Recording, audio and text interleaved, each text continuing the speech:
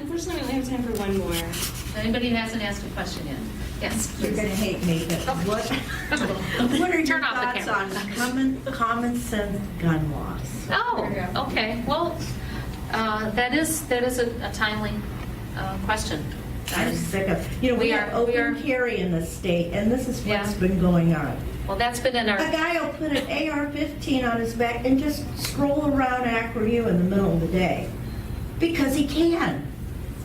This goes on all the time. A high school in Stark County raffled off 3 AR-15s for sporting events. Well, that's interesting. Northwest. I didn't know that. I turned them into Channel 5. They went to Canal Days and addressed it. Well, let me respond to your question. So, Okay. Look, there's nothing I can say to console the victims of these horrible tragedies that have been happening across our country. They're horrifying. And there are things that we should do. But I want to tell you that I do as a state. Let me just tell you some things. So I grew up in an area that was a place where people went hunting.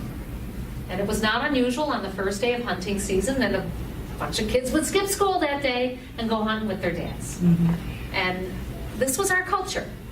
I was never a hunter, but I learned to shoot in the military. And I'm an expert shot, and I have a ribbon to prove it.